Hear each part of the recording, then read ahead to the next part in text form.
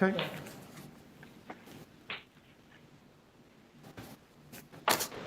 Good morning. My name is Stephen Holliday, and I'm the chair of the Audit Committee. The clerk has confirmed that we have quorum, so I'll call meeting 7 of the Audit Committee to order. Welcome, everybody. Today's meeting is being held by video conference.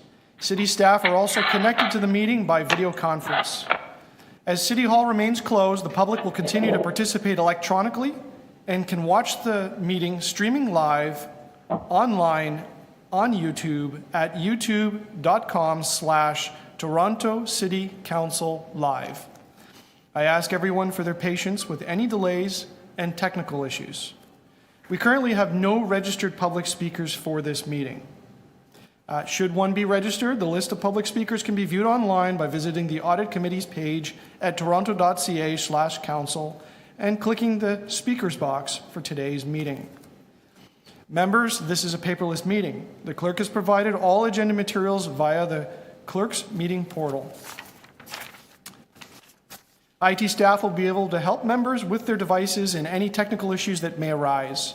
I would like to remind staff to keep their mics muted and their videos turned off unless they need to answer a question or speak to the committee. This will make it easier for me as the chair and for those watching on YouTube to observe members as they participate in the debate and vote on items. Members, please keep your mic muted unless you wish to question staff or speak to an item, and ensure that your video is turned on. As part of each agenda item, I will ask members to raise their hand or unmute their mic if they wish to question staff or speak. I will then create a speakers list and will call on members when it is their turn to speak. When voting on an item or a motion, I ask that members ensure that they turn on their video and to raise their hand to indicate their vote. Members, I want to remind you that you must submit and approve your motions by email. Staff are available at, I'll read the address, auditctte@toronto.ca to help with motions. If there are any visiting members of council attending the meeting today, and I see some on the screen already, I would encourage you to turn on your video so that I know that you are present and can give you the opportunity to ask questions of staff or to speak. This will also assist the clerk's staff to record attendance for the meeting. Although we are in different locations and meeting remotely today, the committee would like to acknowledge that the land we are meeting on is the traditional territory of many nations, including the Mississaugas of the Credit, the Anishinaabe, the Chippewa, the Haudenosaunee, and the Wendat peoples, and is now home to many diverse First Nations, Inuit, and Métis people. We also acknowledge that Toronto is covered by Treaty 13 with the Mississaugas of the Credit. Are there any declarations of interest under the Municipal Conflict of Interest Act? If you have an interest, please raise your hand and unmute your mic and indicate the item number and the nature of the interest. I do not see any. Next, we will need a motion to confirm the minutes from our last committee meeting on October 23rd, 2020. May I have that motion? Councillor Ford, I have a motion from Councillor Ford. All of those in favor? Any opposed? And that is carried.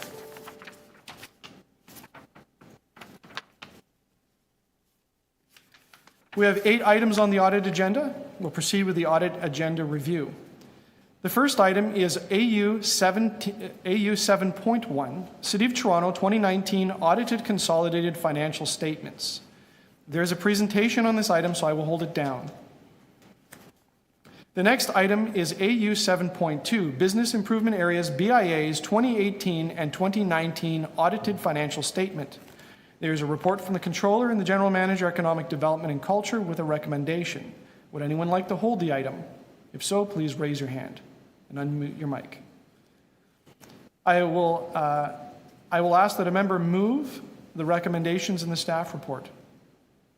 Councillor Nunziata moves the staff report. All those in favor? Any opposed? And that is carried. The next item is AU 7.3, Trust Funds 2019 Audited Consolidated Financial Statements. There is a report from the Controller with a recommendation. Would anyone like to hold this item? I see none. May I have someone move the item, please? The staff recommendations in the report. Councillor Ford moves the staff recommendations of the report. All those in favor? Any opposed? And that is carried. The next item is AU 7.4, Sinking Funds, 2019 Audited Financial Statements. There's a report from the Controller with a recommendation. Would anyone like to hold this item? Seeing none, may I ask someone to move the staff recommendations? Councillor Nunziata moves the staff recommendations. All those in favour? Any opposed? And that is carried. AU 7.5, the Auditor General's Office 2021 Work Plan. There is a presentation on this item, so I will hold it down. I'll also note that there's a presentation on the next item, which I would propose, members, unless there's any opposition, that we would consider together. And that would be the next item, AU 7.6. Is there any members wishing to hold AU 7.5 otherwise? Okay. The next item is AU 7.6, the Auditor General's Office 2021 Operating Budget. Again, there's a presentation on this item, so I will hold it down for that. And unless there's any concerns from members of the committee, I would propose that we would consider them both together. The next item is AU 7.7, review of 268th Street land transaction, no wrongdoing identified. There's a letter of City Council referring AU 6.7 back to the Audit Committee. Now, we have visiting members of Council on that item, and Councillor Ford, did you have questions? Mr. Chair, good morning. I'd like to hold 7.7, as well as just would like to notify the committee that I'd like to go in camera with this as well at the appropriate time. Okay, Councillor Ford, you indicated there's utility to go into camera, so what I would propose then is that we would reorder the order paper to put that as the last item. There is only one after it, but in order to be efficient with the meeting's time, that we would just put this item at the end. Not a problem, thank you. Yep, thank you very much, Councillor Ford. The last item is AU 7.8. And that is the Audit of Winter Road Maintenance Program update. There's a report from the General Manager, Transportation Services, with a recommendation. Would anybody like to hold this item? Seeing none. May I ask someone to move the recommendations of the staff report? Councillor Fillion. Councillor Fillion moves the staff report. All those in favour? Any opposed? And that is carried. Okay. So, back to the top of the list, we will go back to AU 7.1, City of Toronto, 2019 Audited Consolidated Financial Statements. Bear with me here to my notes.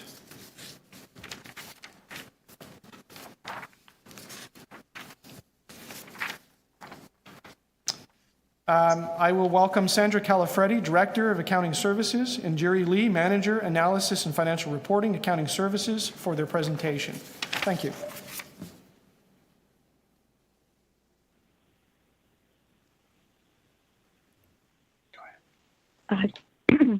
Good morning. Good morning, everyone. Thank you so much, Councillor Holiday and members of the City's Audit Committee, for the opportunity to present the 2019 Consolidated Financial Statements. I'm Sandra Calafiretti, the Director of Accounting Services, and as the Councillor has indicated, Jerry Lee, who's our Manager of Analysis and Financial Reporting, is joining me here today. Normally, we would be coming to you in June. However, the completion of the statements and external audit were delayed. Public health restrictions were taken very seriously in order to keep our employees and the external auditors safe. The statements consolidate the City's results of operations for the 2019 year, along with the City's financial position as at December 31st, 2019. The presentation used for the City's consolidated statements follows public sector accounting standards, which enhances comparability between municipalities, along with the consistency of measurement of assets, obligations, and financial results. As a result, there are differences between the City's budget and variance presentations and the presentation of the consolidated financial statements. With us here today, we also have Michael Houghton and Milan Shachira from PwC, who were the City's auditors for the past 10 years and audited the 2019 statements. In 2019, the City received an unqualified opinion from PwC indicating that, in their opinion, the consolidated financial statements present fairly in all material respects the City's financial position and results of operations. The City has also received no additional management letter points in the current year. Can you please move to the next slide?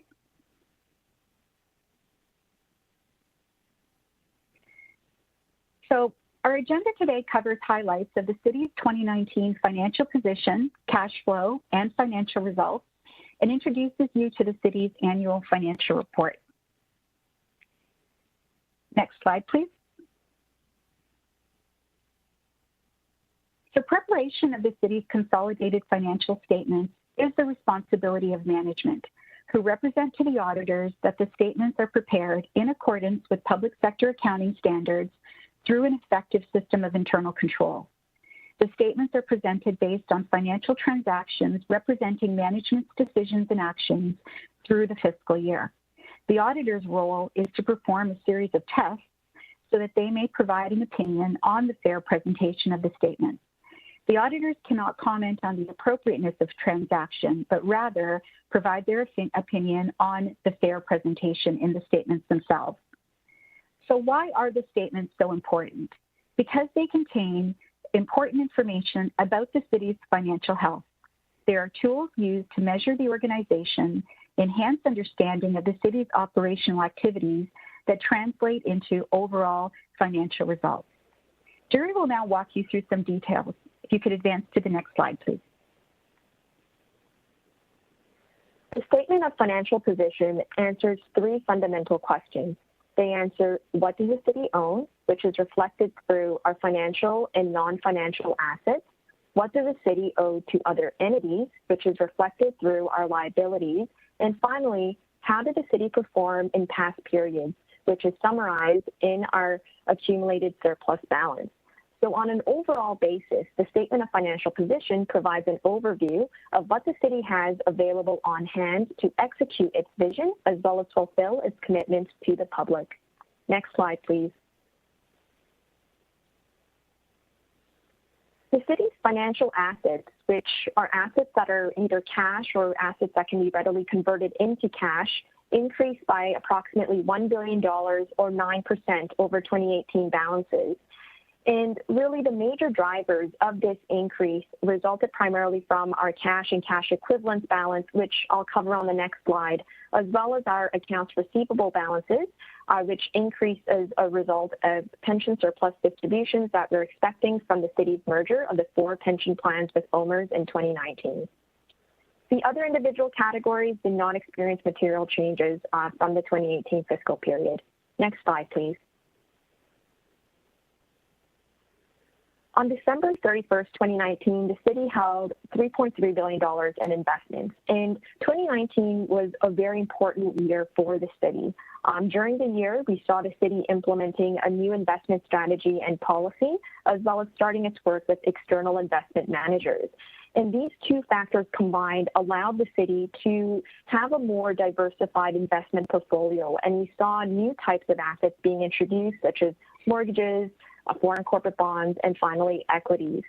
Now, on a previous slide, we noted that the city's cash and cash equivalents balance was responsible for a proportion of the city's overall increase in financial assets.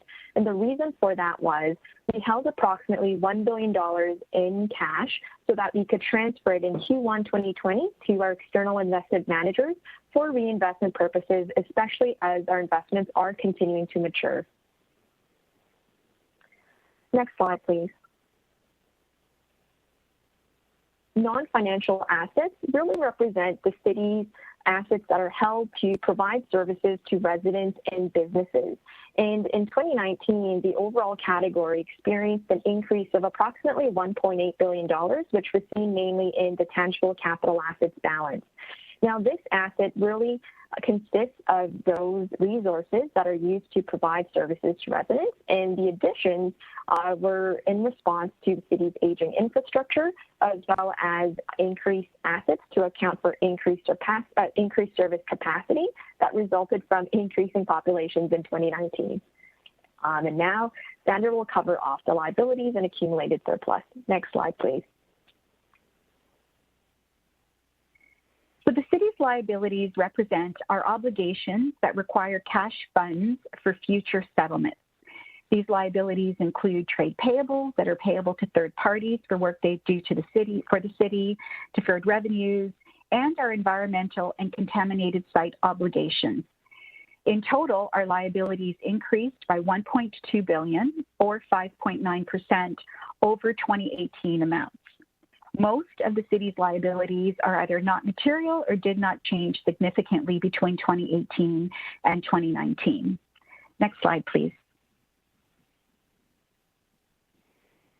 However, a major component of the city's liability balance is the long-term debt. The city only borrows for capital investments. So those tangible capital assets that Jerry mentioned earlier, such as buildings, roads, buses, water and wastewater infrastructure, and vehicles that are instrumental in the provision of the city's services.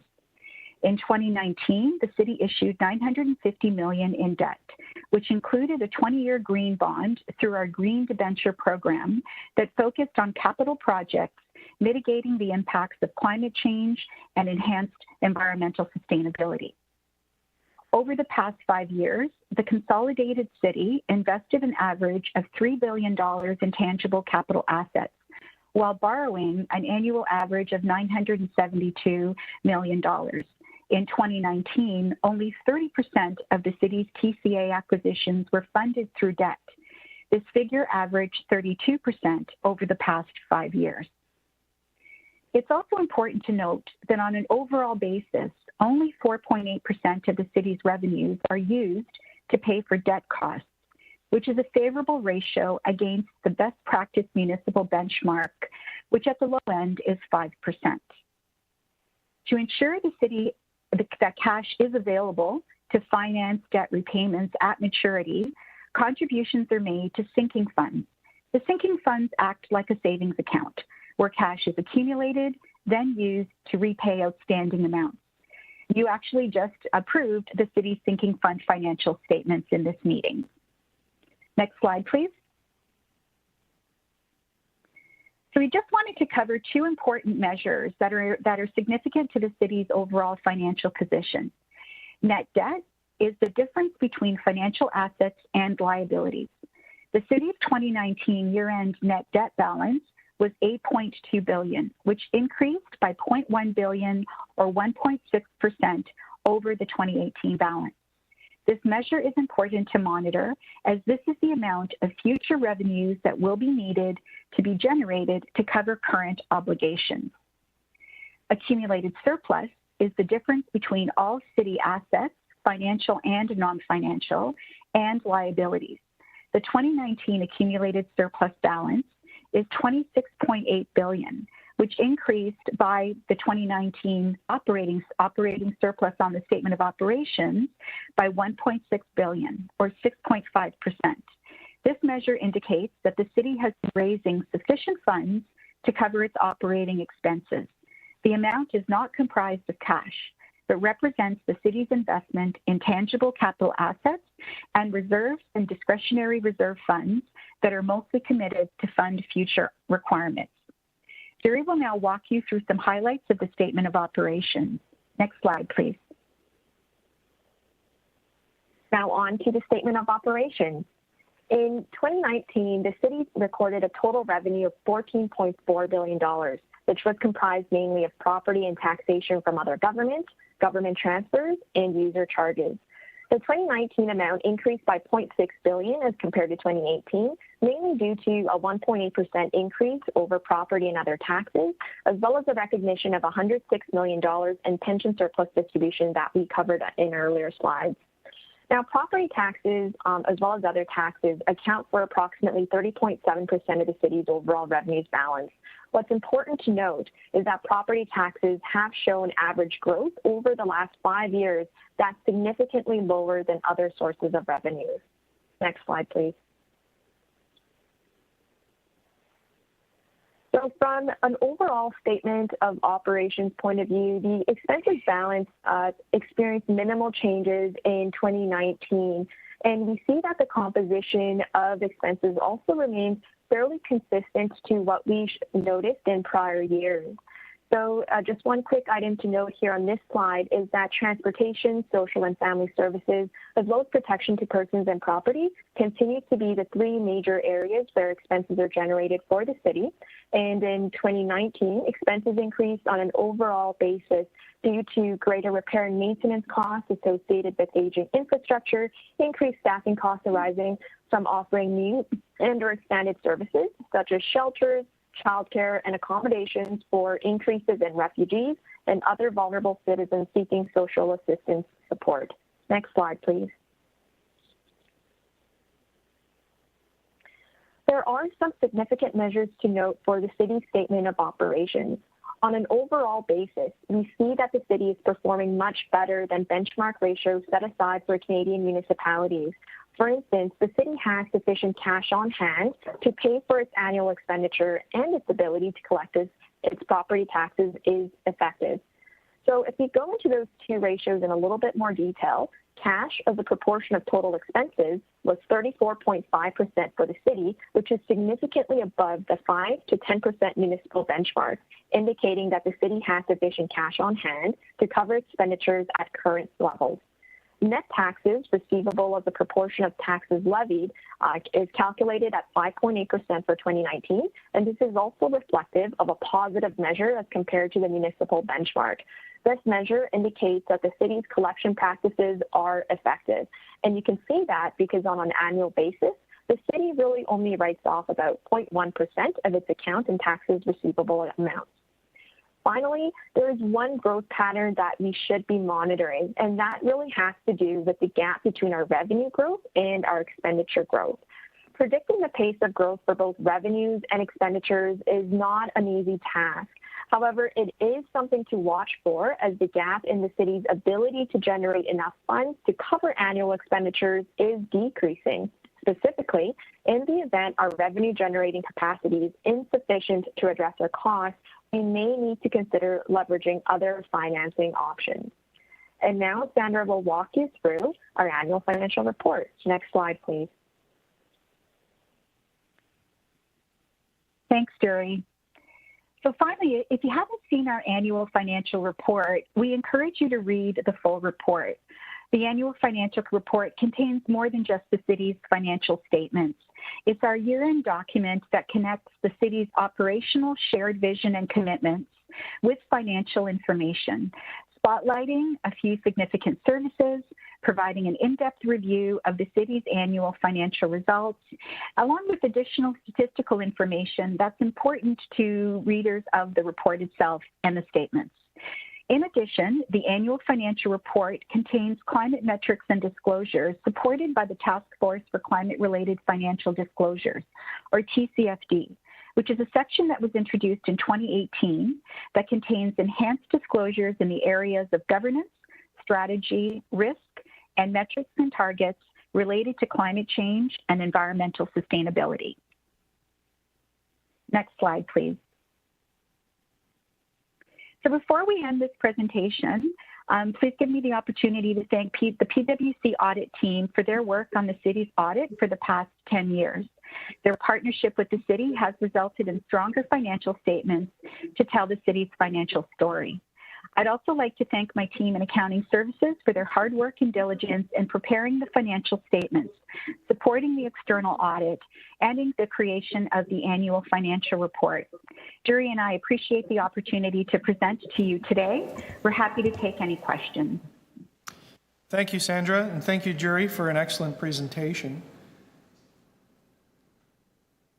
May I ask if any visiting councillors or members of the committee have any questions about the presentation or the reports before us?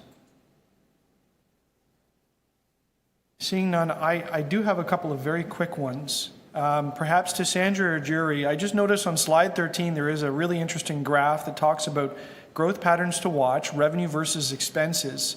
And I wondered if you could tell me what drove the growth of both revenue expenses in 2018. There's a really big jump there.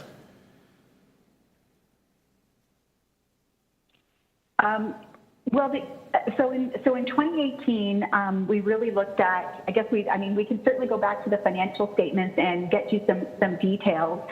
But what we monitor, or what we did to prepare this graph is really look at what was happening to property taxes along with other revenue sources, and then what was happening to expenditures.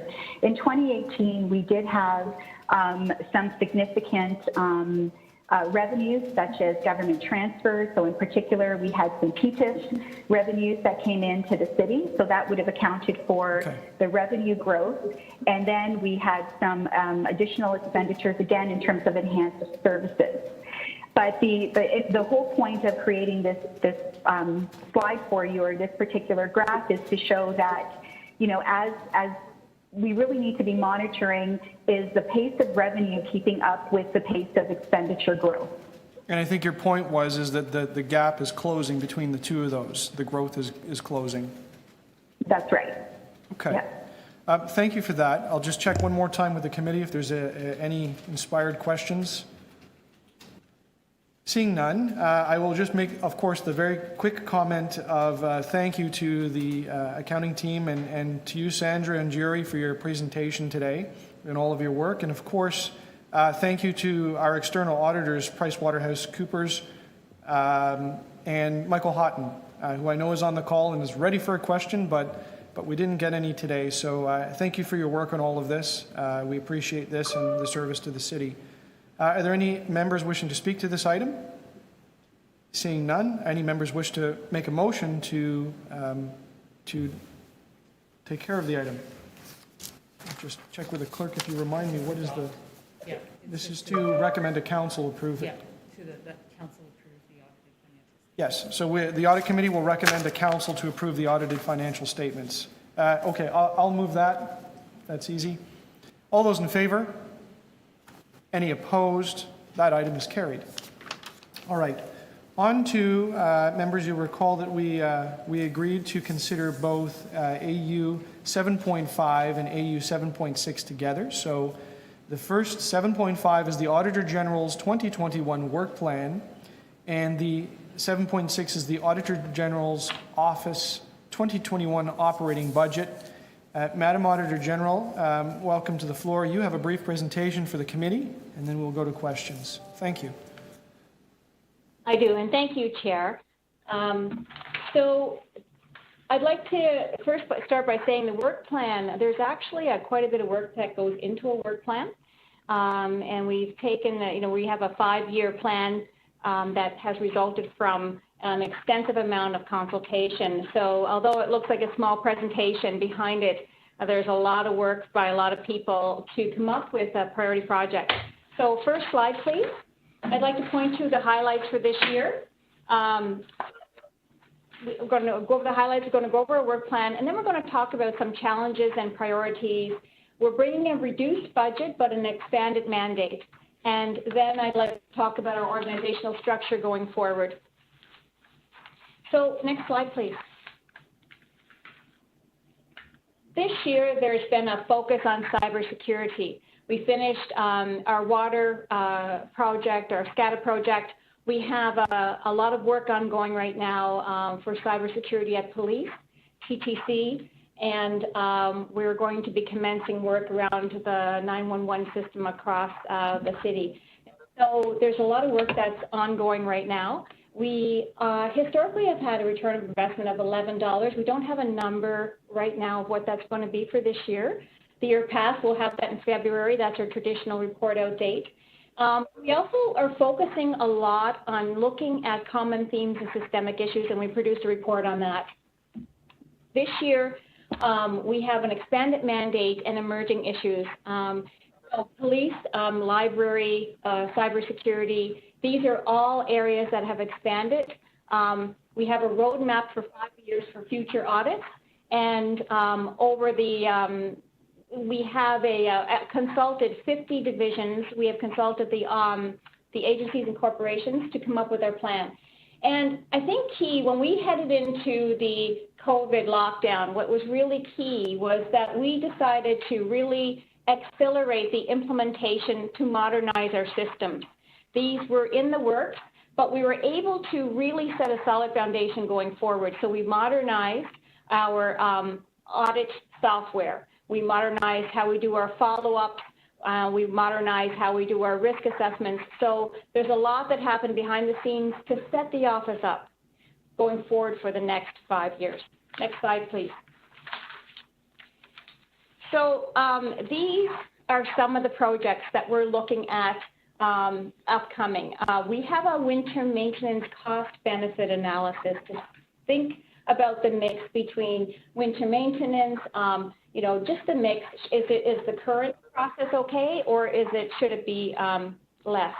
Cybersecurity is definitely an area where, especially when we're doing a lot more remote work and we're relying on that, that's a key area, and we're focused on the critical systems.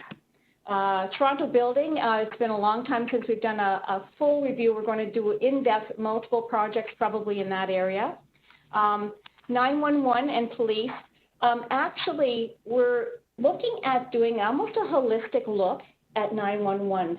I think because we have across the city, 911 affects police, fire, and paramedic. And we've never been able to have that look. So this is a really good opportunity. Policing responsibilities and service areas was an area that was a request from the board, and we assessed it during our risk assessment, and we believe that's an area that will support value as we move forward, and so we're doing a report in that area. TTC, we're doing cybersecurity. We're looking at parks, development and capital projects. Some of those are on the horizon. When they're on the horizon, it might be that we bring them in next year. In other words, they're the projects that are waiting. And what's been really critical in the work we've always done and as we move forward is to have flexibility in our plan. So as we move, if something happens, like when we had to work from home and we couldn't go out on the job, we were able to continue to work effectively. So we have a number of items on the horizon. It doesn't mean that right now they're planned for 21, 22. We'll start them, but it might be that we might do a little bit more this year than in 22. And then agencies and corporations, certainly library has welcomed us in with open arms. Police are working with us. So that's the highlights of the projects, and we have a full plan. And really, you could stack audit files from the floor to the ceiling on the risk assessment analysis that really goes into this. So that's that next slide, please. Challenges and priority actions. So recognizing we're in a situation where funding is a challenge for the entire city, recognizing that we have an expanded mandate and emerging risks. So expanded mandate with library and with the police. And because police hasn't been audited in like 10 years, there is a lot of focus that's going to happen there at once. And, you know, cybersecurity is something that we really need to keep our finger on the pulse of that. So that's the emerging risks. Responding to areas in a timely manner. So things can come up. So there's always, you know, responding to something that can come up. It could be a cyber risk. We have to have flexibility for that. And then also having, we're seeing a higher volume in the fraud and waste hotline. And this is not necessarily all fraud complaints. When you're in a reduced budget situation and when you're having challenges, people come up with ideas of how savings can happen. And so they bring them to the fraud and waste hotline. So that's a good thing. Our priority actions. This is my last year, 2021, for my mandate. And so it's critical, especially as we're delivering on these key priorities, to make sure that our organization is structured effectively. So what we have done this year, as we moved to modernize our systems, and it happened to be COVID accelerated that, we have really reduced and eliminated our admin services in favor of auditors that are going to assist. So we're repurposing positions to assist with police, to assist with these expanded areas. We repurpose positions. We need to, even though we have a reduced budget, we need to secure down some positions that are temporary. There's 5 positions and they're junior level positions. But you need to have that solid base to continue to deliver. And I feel that the budget is reasonable given what we're facing, and we are really cutting corners. So, but not cutting the value of our work. So the organization is key going forward. Agility, we're cross-training We have a lot of projects that are in the backlog that we can select. If we need to, if we can't go out on the job for something, if something changes in relation to the safety of employees, we can effectively work from home. We can do a lot from home, and then when we can get out on the job, go out on the job then. So we have adapted. It's kind of, it's a challenging time, but that really brings opportunities also. So new thinking, and so we've been able to adapt that. We cross-trained our teams. It used to be the fraud hotline would work separately from the audit, but the standards have changed, and you have to really embed fraud within the audit to do an assessment of fraud.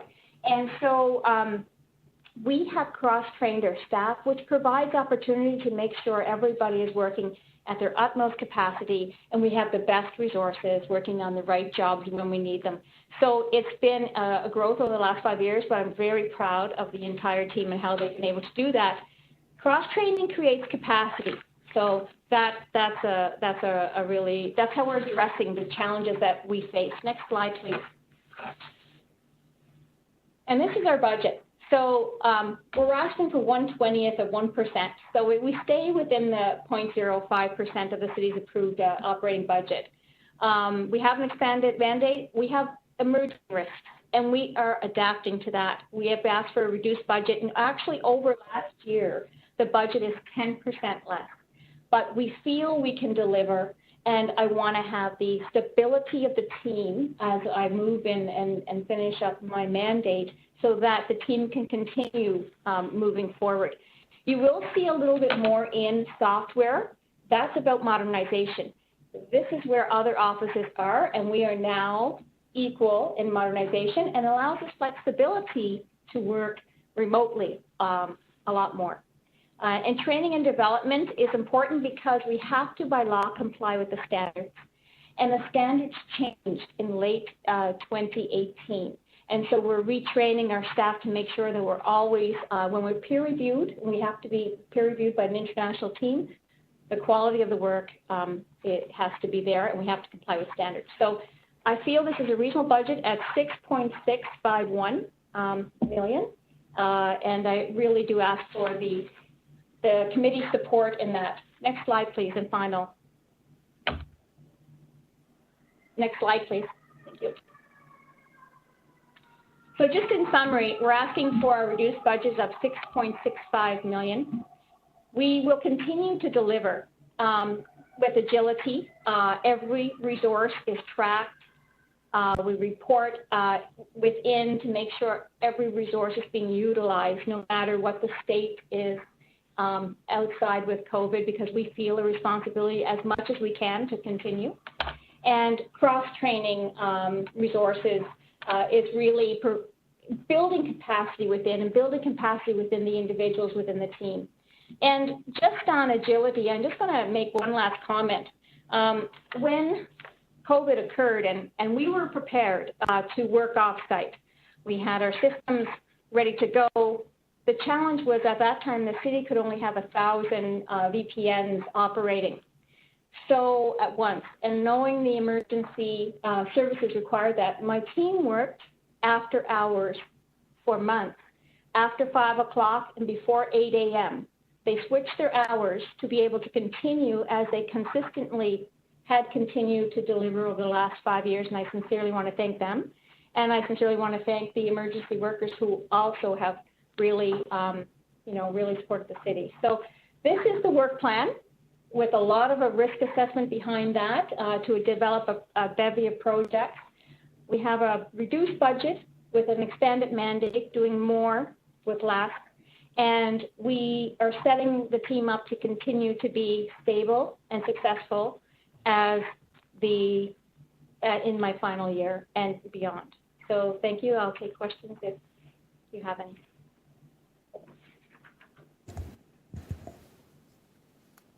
Thank you, Madam Auditor. I will turn to the visiting members of council to ask if there are any questions. Seeing none, I'll turn to the members of the committee. Are there any questions of either item, the Auditor General's work plan or the Auditor General's operating budget? Seeing none, are there any members wishing to speak on either item? Seeing none, I will just thank the Auditor General for bringing both of these reports to us and really just reflect on the year before we talk about the next one, that with COVID, the entire Toronto Public Service has been stressed in various ways to deliver services.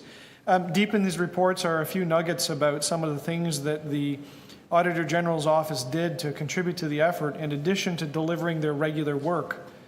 One that I just remember is just because, Madam Auditor, I recall that you have a diverse team. I know that they were doing some translation work in support of COVID. So, you know, I think it's important to recognize that all hands were on deck through the year, and yet we still have audit reports that we've been talking a lot about. And I also thank you, Madam Auditor, for bringing forward a responsible budget, and point out to members of council that this year's audit work plan is a little different because there's some really big pieces in there, like Toronto Police Service, that are kind of outside of the inner circle of the Toronto Public Service. So maybe I would make the comment that rest assured, Madam Auditor, I think council is going to continue to challenge you over the next year with ideas and questions and further audits and investigations and looking at different things. And you're going to have to deliver on those external pieces, and you're going to have to do it with less money. But I'm confident you are up to the challenge, and I look forward to this endeavor together. With that, may I ask if there are any members of council that would like to move either of the two reports? The first is to receive the Auditor General's work plan. Councillor Fillion. So that is AU 7.5, Auditor General's work plan. All those in favor? Any opposed? And that is carried. And now on the second item, which is AU 7.6, the Auditor General's operating budget, there are two recommendations before us. The first is that this committee, I'm paraphrasing, will endorse it and move it to the Budget Committee, and the second would be to ask City Council to approve the Auditor General's request to convert 5 temporary contract staff positions into permanent positions. And I think I saw Councillor Nunziata. Did you want to move that? All those in favor? Any opposed? And that is carried. We are now on to our final item. And that is AU 7.7, review of 268th Street land transaction. No wrongdoing identified. Councillor Ford, you had held that item. However, I'm going to ask if there are visiting members of council that wish to ask questions on this item. And these would be public questions, knowing that we will likely go into camera later for in-camera questions. Are there any? Yes, I would. Councillor Fletcher, thank you. Please go ahead. Yes, I just wanted to establish, and I don't think I'm going to wander off into private territory, Mr. Chair, but as far as the land use is concerned, and I'm not sure if there's anyone there that can answer this, if anybody's on the line from Create. Are they? Yes. Okay. Councillor Fletcher, it's Stephen Trumper here, interim CEO at Creatio, and we have 3 people from Creatio on the line that would be pleased to assist with any questions. Great. I'm just establishing this was a piece of land that was very hard to sell from what I can see. It was a TPLC piece of land, and then in 2013, council said, Build Toronto, please help TPLC sell it. There were a couple of false starts, and then in 2017, this land was, you had an RFP for a broker, and then, I'm not sure I'm still on here. Am I still on? I can hear you. Okay, yeah, I just got to a different screen. The land, you had an RFP for a broker, and then the broker had an RFP for the sale. And there was quite a few bids on that.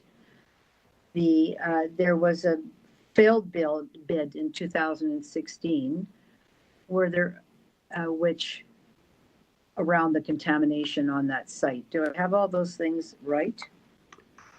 Councillor, I'd like to invite my colleague Don Logie to respond to that. Don led the sale process with the caveat that I'd ask Don to respond to your question in a way that is suitable for the public aspects of this particular meeting. To the extent that there are confidential issues he wishes to address, perhaps we can reserve those to the in-camera session. But let Dawn, me why just don't I turn it establish over to you for the moment. at the beginning that this was sent to Build Toronto in 2013 by City Council to sell on a member motion, correct? Yes, we marketed this program, this site for close to, I guess it was 7 years, 8. Actually, we were marketing it before 2013 with TPLC and the joint marketing agreement. And then it was sent to Build in 2013 through a member motion. Yes. And then there was a failed bid in 2016 because of contamination issue. Right. That seems to be, that's in the Auditor General's report. And then the Creatio staff went to the an RFP for a broker, which you hadn't used before, had you? No. And then after that, the broker then put an RFP for the sale, correct? Correct.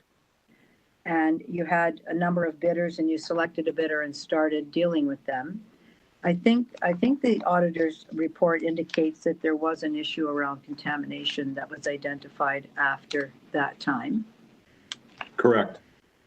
And that it was pretty well known that this land was going up for sale, correct?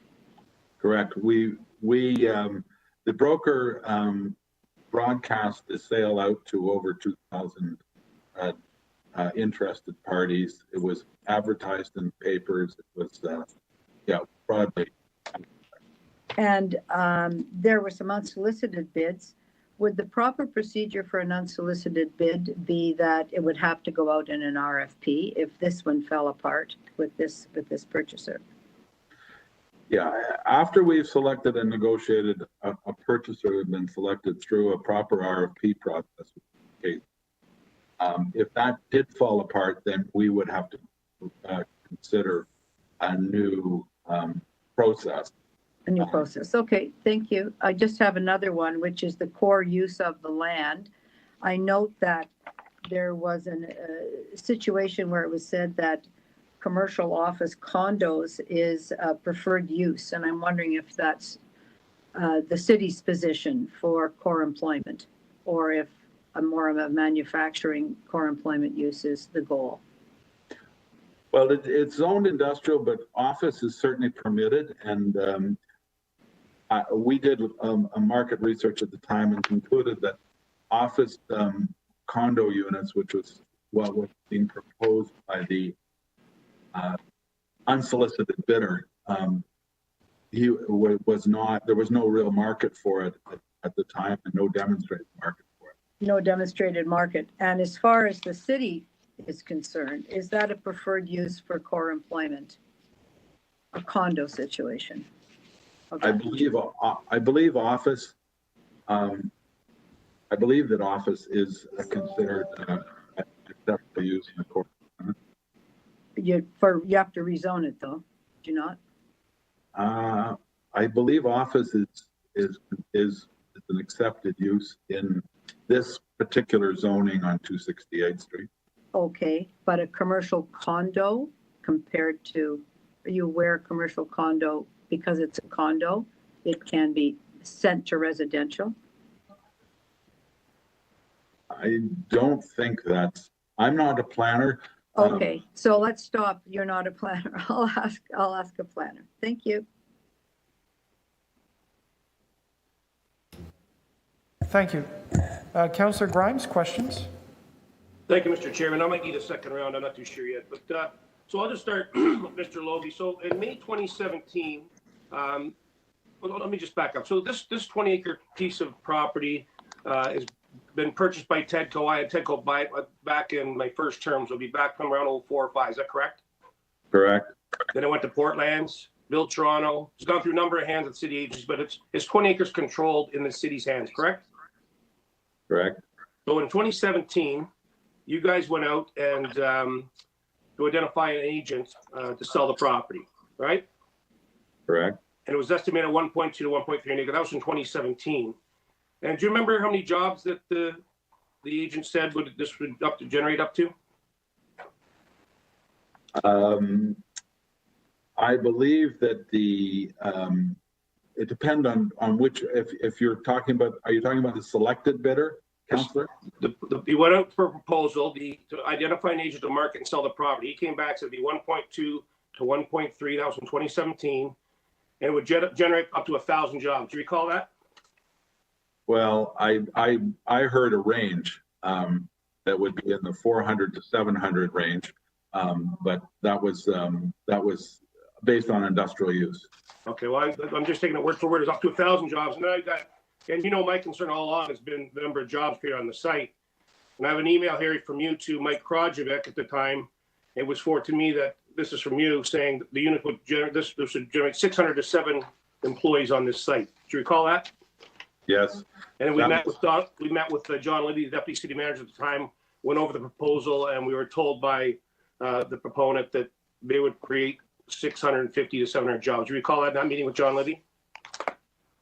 I'm not sure I was in that meeting with John Libby, but I do recall them using those numbers. Yeah, they took us through a deck and identified 650 to 700 jobs. So then we go up to March 2018.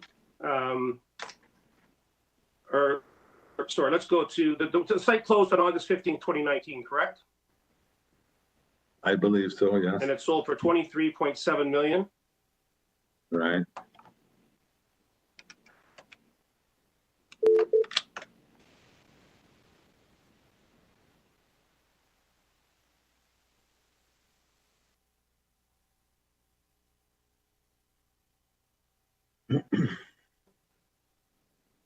With a Folks, we just bear with for a second. Councillor Grimes, we lost you. 4 million an acre.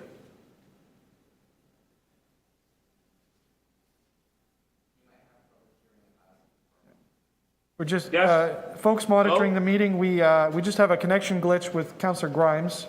Councillor Grimes, are you back with us? I stopped my video. Can you hear me? Your speech is breaking up. Can you hear me? I can hear you now. I just turned my video off. Very good. Your clock has been stopped at 2:14. Are you ready to proceed again?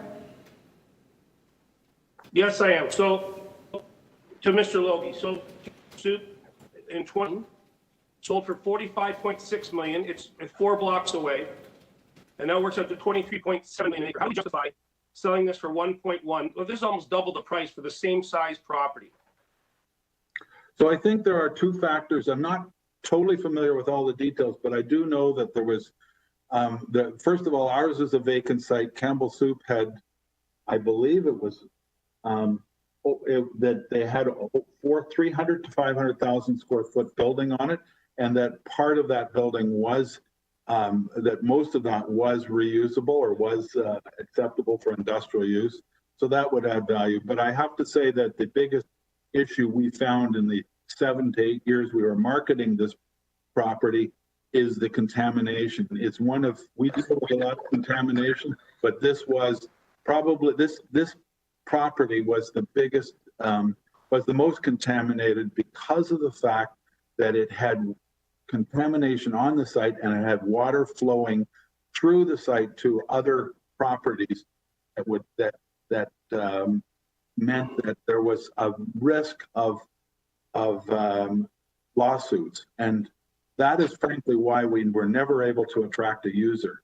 Every user who looked at the site walked away. So going back to when I dragged Jeff Steiner out there to buy, convince him to buy the property.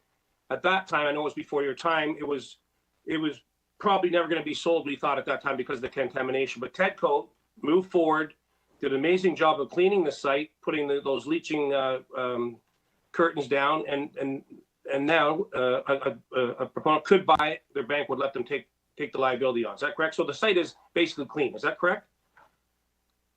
The Canpar site, I believe, was cleaned up by Tedco. That's correct. And this site also? No, this site was not clean. This site was cleaned by Tedco. You might want to check that because I was very involved in it, and At that time, we thought it would never be able to be sold, but now it is because of the great work that Tedco did. So with that, and just for the record, I hear the people that bought are just ripping those buildings down anyway. So I just don't see how it could double the price. Those are my questions on that. Now, what is the mandate of, maybe this is for the chair, what is the mandate of Create TO? Is it just to get the best price for a property, or jobs come into that?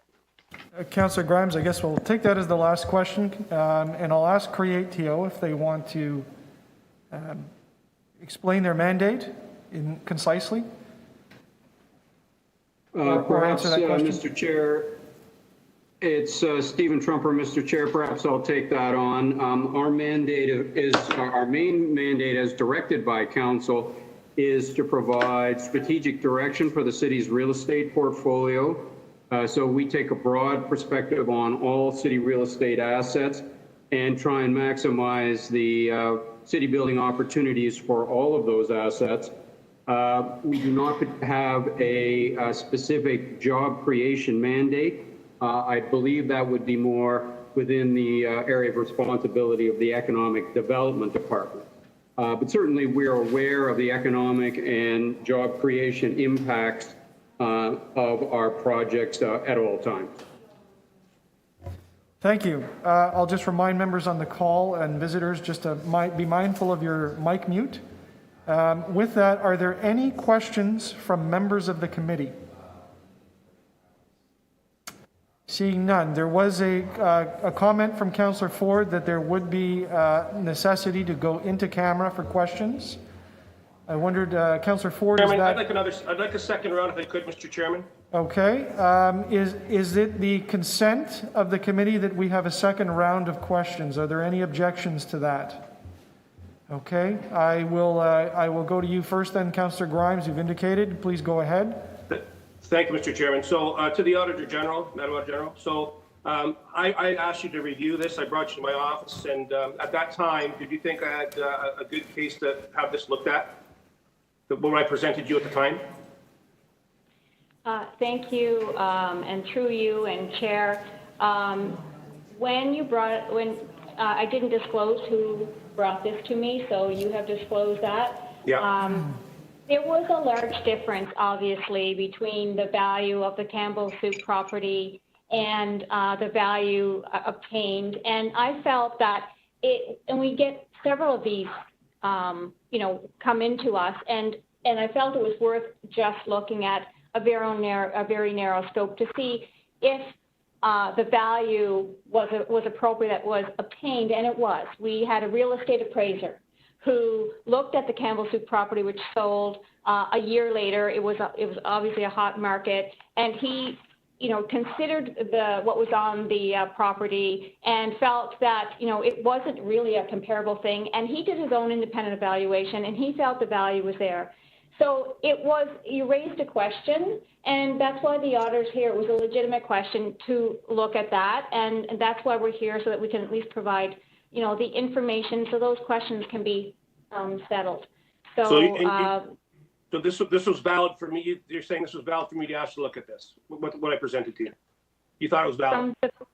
From the perspective of the questions that you had, I felt it was, and if you have questions, it was a legitimate question, and we did independent work, and there's value in knowing that things worked appropriately and the board acted appropriately, and the value was there. But I can see when the property that's closed and is very different, and 45 million compared to like 20 million, there's a big difference. It raised a question, but the board was appropriate. Okay, and so like you said, May 17, this thing was valued at 1.2 to 1.3. And then good 19 when this closes, we're in a really hot market, so there was no value. But anyways, you looked at it, your appraiser says that was what it is. So, yes. And getting to Councillor Fletcher's question about unsolicited proposals, there was a large sign on this property on New Toronto Street and Birmingham, rather large, like probably 8 by 16, or big, huge for sale sign with contact information. Is that out of line for somebody to call Create TO what it says on the sign and put an offer in?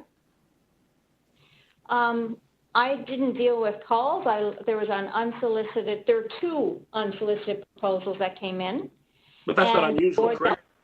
sign on the property that says for sale? There were 2 unsolicited proposals that come in, and the board dealt with those appropriately. But that's not I unusual. When you have a spoke big with, for sale sign on a property, it says for sale and contact Creatio. That's not out of the ordinary for someone to call Creatio and want to put an offer in. Is that correct? So that question would be most appropriate to Pat Matozo. He deals with bids a lot, and you know, he's conveyed to me that it's not unusual to have unsolicited proposals to come in when after a bid has closed. It's how the board deals with those proposals, and in this case, they had an agreement in place. They pursued that agreement, and that was the appropriate thing to do. Councillor Grimes, do you want that question to go to city staff or? No, that's fine. You're good? Okay, fine. thank you. That's fine, Mr. Chairman. So those are my questions. So, Mr. Chairman, I was going to go into camera on this. So I have another So round yep, too, hang Mr. on, Chair. Councillor Grimes. We'll complete the round, and we'll deal with the in-camera matter in a moment. Councillor Fletcher, you've indicated you had additional questions. Please. Yes, I did. Just a couple of these just arising, and I think this is very helpful to just clear everything up here, and I appreciate the auditor's answers. I just wanted to ask about the commercial office condo market that I believe is considered to be more of a job supplier. And one of the things that I think is happened is that there's not that big of a market for this type of building. And could you, I think I'm asking Mr. Logie that as far as the land use is concerned, it may look great, but there are a lot of empty ones. You're on mute, Don.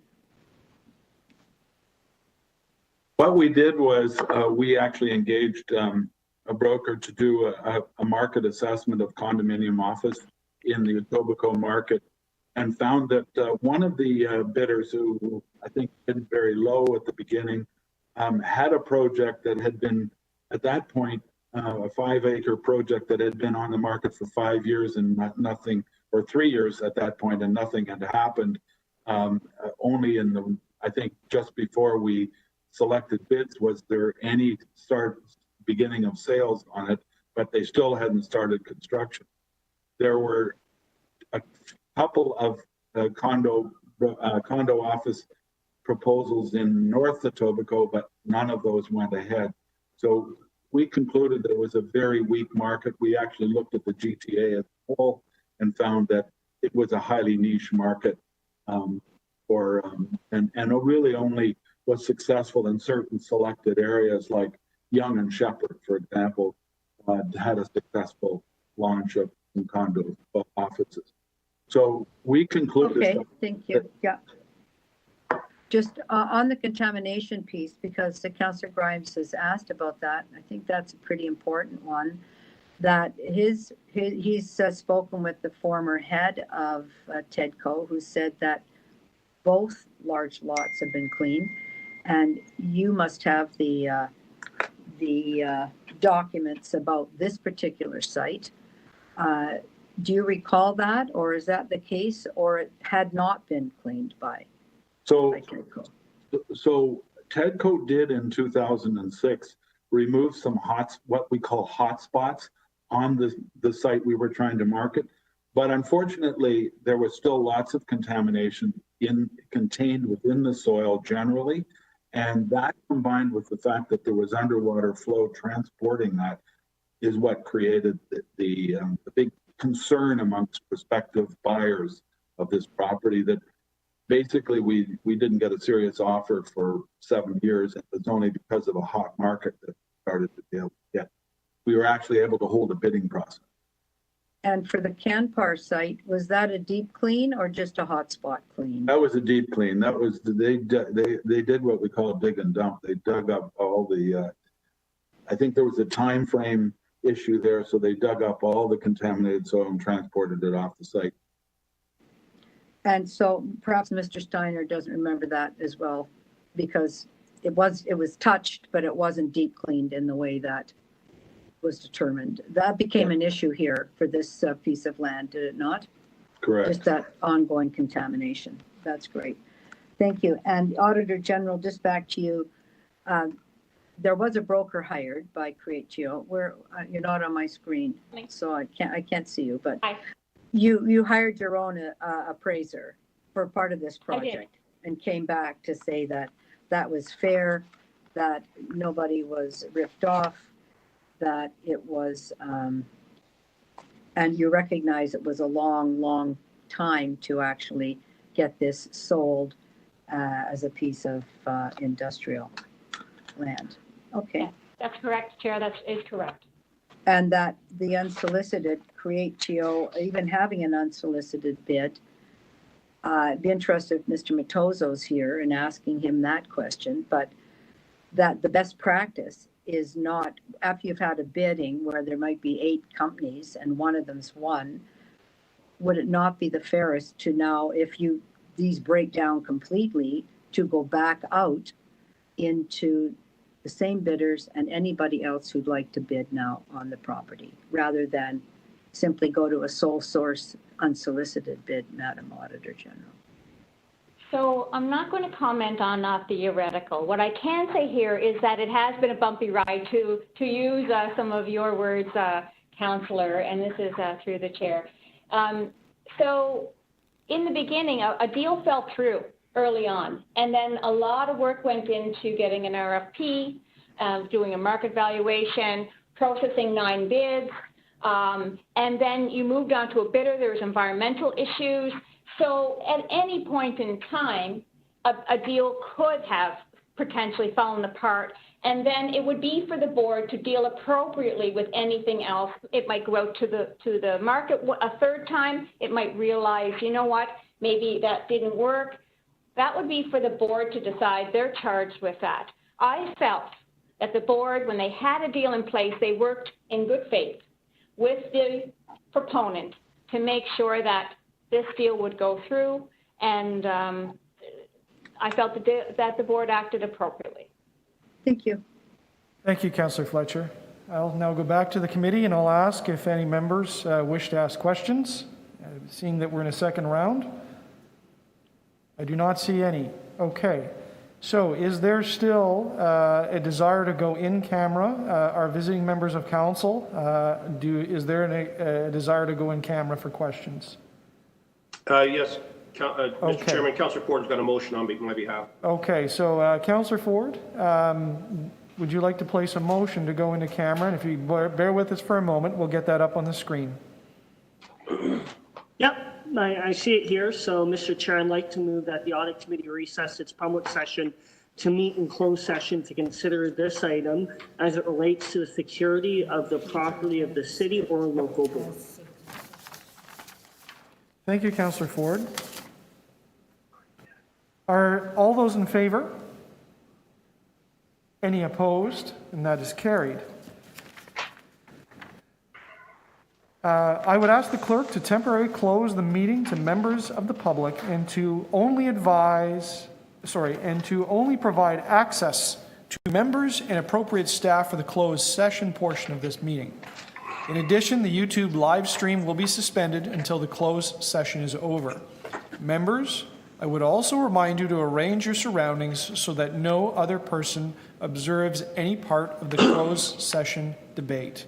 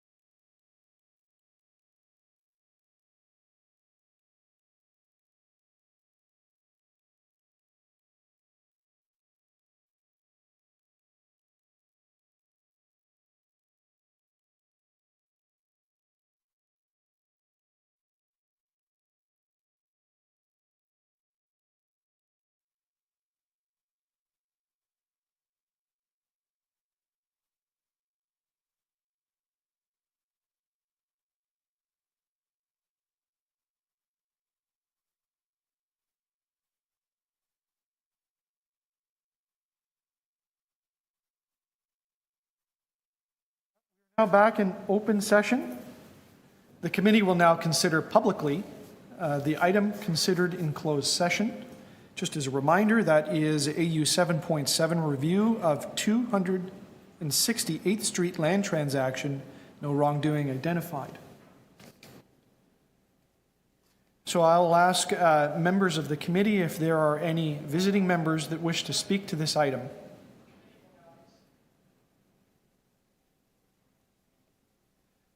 Yes, I'll speak. Councillor Fletcher, please go ahead. Thank you. Thank you. Thank you, Mr. Chair. And I do want to thank the Auditor General for what I'm going to call a very thorough report, and understand that I think it was a good idea for her to have a look at that and the way she explained why she did that. And I think that's fair that Councillor Grimes wanted to ask her to have a look because he was quite concerned. This has been a difficult property. As well, it's been transferred from TEDCO had something called Arrowhead, then it came back to TEDCO, then it went to Build, then it went to Create. So there's never been a really straight line with all of the changes that we've had at the city with our real estate and the corporation. So that's the first thing I just want to say, that it's not, there's not a straight line here, that it was actually turned over to Build Toronto in 2013 to try to sell because TEDCO had been having a difficult time, TEDCO, which was then TPLC at that time. And there had been a failed sale that failed because of the contamination in 2016 with only 2 bidders. And I think that the leadership at Creatio was very wise to go to a broker and then run this through a whole RFP. And had that not happened, I think we would be in a real dog's breakfast here about what went on in this sale. And I think when I look at the auditor and see her nod her head, she realizes that having a squeaky clean pathway was really important. And that is probably a very good lesson for any of these, any further sales and business of Creatio. And of course, all of the Housing Now sites, everything does go through an RFP. So I want to say that establishing these standards is very important. I think we've also cleared up the fact that this piece of property was not, was contaminated. It had not been cleared up to the point that the Canpar site had been by TEDCO. It simply had had a few really hot spots taken out, but suffered from this long reputation and long difficult issue of contamination that obviously had to be settled when the land was sold.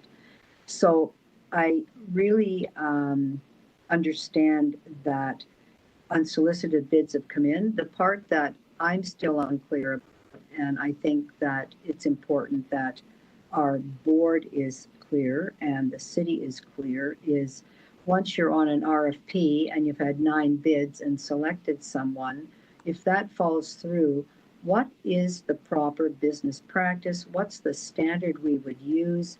And I think it has to be very clear that it would be another RFP, not jumping to someone who didn't bid at the first with a higher price. At least that's my understanding. And I think I'd probably want to have that cleared up as we go forward.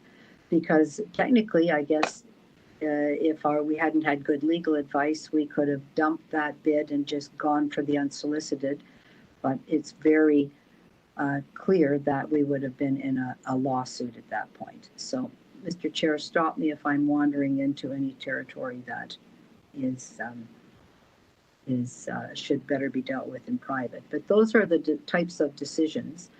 And I think that it was done properly, that there was a lot of time to consult, that this was a difficult decision and a difficult piece of land, and that we should be thankful that our auditor has done a good job and really had a deep dive, and that we got very good advice from our legal counsel at Creatio, who's now our interim CEO, as to how to proceed. So setting some of those standards at the city side, I think we have those standards at the city side, and we have executed those same standards at the Create side. And that's one of the lessons from this, is that many rocky attempts didn't get something at the end of the day. And a very strong, clear, clean, accountable, and transparent process was in effect, and that the auditor has said that happened. So I just want to make those remarks here today about that. Thank you. Thank you, Councillor Fletcher. Are there any other visiting members to this committee? Yes, Mr. Chairman, Councillor Grimes here. Councillor Grimes, go ahead. So, Mr. Chairman, I know you know this site very well. I know Councillor Ford knows it. 20 acres of prime industrial lands in my ward. That in 2003, when I ran, they sat there for years. This is the old land of Canada Brass, as Councillor Fletcher did, Arrowhead. It was there for years. Contamination. At that time, I brought Jeff Steiner out, convinced Tedco to look at buying it. Otherwise, it'd still be there. It was so contaminated at that time, we thought it would never be sold. But Tedco did a good job putting the curtain walls down, doing those clean hot spots, and now another bank would allow Potoc to buy it, which we're seeing today, and take on that liability, which is happening. But I'm looking from a different lens. We stand at council, we pound our fist to protect these employment lands for employment. And I made it clear from the get-go, I didn't want this deal. I want jobs. This is one block from our Main Street Lakeshore Boulevard, and I don't want a big box warehouse. I called John Livian. We went in with the proponent. They went through it. They told us 600 to 700 jobs. And I disputed that from the get-go. A big logistics warehouse, one block from Lakeshore. I don't want it. I want jobs for the Lakeshore. That made it clear to everybody. I want jobs. You know, I'm not too concerned about the price of 23 million or 20. I want jobs. I know Councillor Fletcher's important to her about jobs. But we stand there, and you know, the argument to convert these lands is, oh, you know, they sat vacant forever. No, we don't care about that. We'll be patient and wait. But you know, Campbell Soup sells for double the price, 4 blocks away, paying hush money to the neighbor next door. It concerns me. That's what the Auditor General. I want to thank her for looking at it, and I take her report for what it's worth. And if she says it's fine, then it's fine. But I'm looking from a different lens. I was told 600 to 700 jobs. And I said from the get-go to John Libby, that's not happening. There's not 600 or 700 jobs in a warehouse that size. Well, lo and behold, I met the new applicant last week. You know how many jobs are there? 200 jobs. You know what they're paying? $15 an hour. Shame. And I'm blown away that Creatio has no mandate to create jobs on these sites. I remember Councillor Fletcher back in 08 when the Walmart site, you fought that down there. You wanted good paying jobs. I have it right here. I want good paying jobs. But to let 20 acres go of prime property that's 20 minutes, 15 minutes from downtown with 200 jobs, disgraceful. And I don't stand by this deal. We want jobs. We should be looking for good paying jobs. And I went through the deck that Josie Scully took me through on the mandate of Creatio, real estate stewardship, enable city building, you know, high impact opportunities for private opportunity, economic development. Well, that didn't happen here. And to me, it's disgraceful. 200 jobs on 20 acres. The Christie lands, Councillor Fletcher knows very well about that. Staff just negotiated, that's a 27-acre site, we just negotiated 3,800 jobs on 3 acres of that property. And economic development did that. Why can't create jobs on this site? 200 jobs at $15 an hour? Doesn't cut it for me. Those are my comments, Mr. Chairman. Thank you, Councillor Grimes. I will ask if there are any members of the committee that wish to speak. I do not see any. May I have a motion to move the staff recommendations, which is to recommend that City Council receive the report for information? Councillor Ford moves the staff recommendations. All those in favor? Any opposed? That item is carried. That is our last item, and therefore I would just like to thank the visiting members of council, the committee members, and of course the staff and the clerk's staff for your support in completing this meeting. Thank you. Have a good day. Meeting adjourned.